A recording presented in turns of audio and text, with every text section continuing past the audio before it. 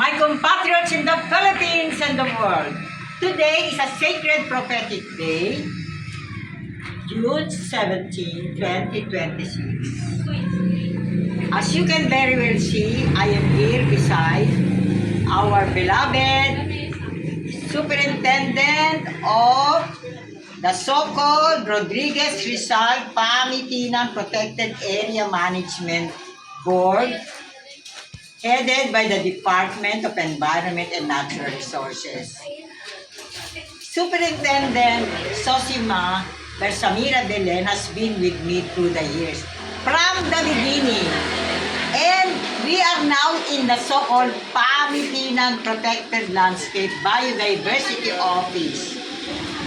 And so we are here in Rodriguez Rizal, beside the 1997 National Artist Napoleon B. Abueva Katipunan Eternal Flame.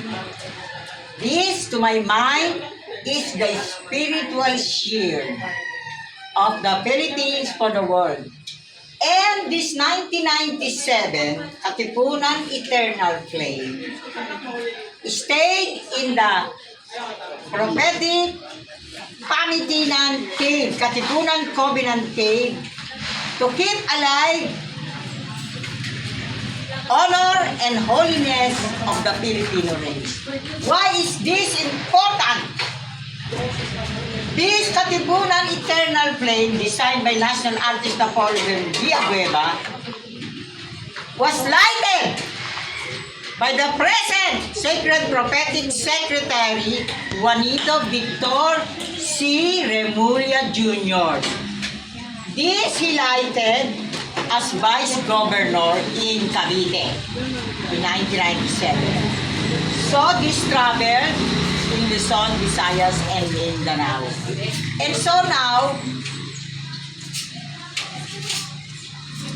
today, this afternoon, I would like to thank our Sacred Prophetic Secretary of the Department of Environment and Natural Resources, Juan Miguel T.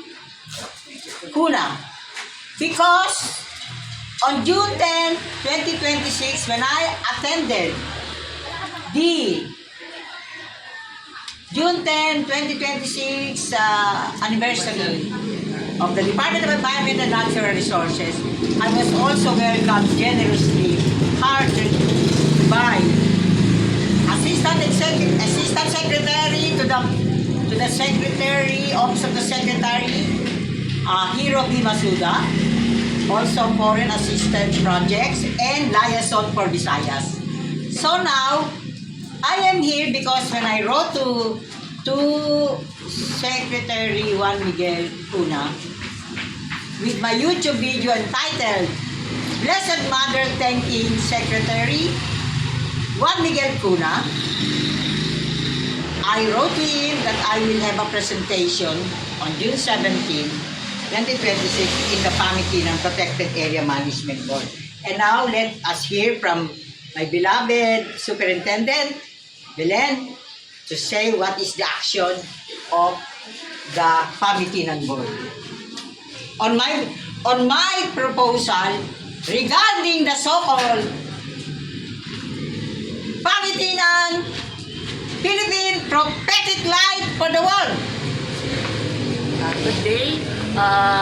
This June 17, 2026, the proposal cruise visit proposed by Dr. Consolacion Alaras, agenda for the second regular PAMBI meeting this day, and the PAMBI approved the proposal of Dr. Alaras. So, with regards to the cross visit, proposed cross visit in Cebu, if God's permit, in Dapitan, if God's permit, if all the necessary document will be finished, the study tour, the proposal of Dr. Alaras will be approved. Yes, because It is so significant for the first time.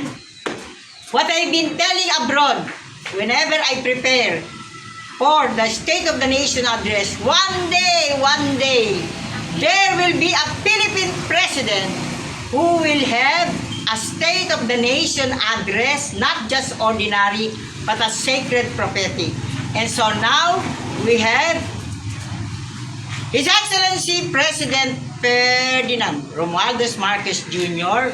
with his covenant marker with the Filipino people as the basis of the Pangitinan Board pilgrimage performance, training, research, and all other issues related to making the triumph of the Marcos Jr. presidency in the Philippines for the world.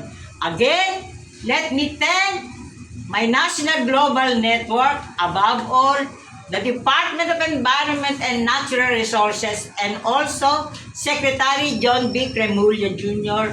because in the covenant marker of His Excellency President Ferdinand Romualdez Marcos Jr., he offers himself to be guided by God's grace to the Rizal and Katipunan legacy for the Philippines' prophetic destiny to take care of the world, proclaiming the Philippines as the Transfiguration Covenant country.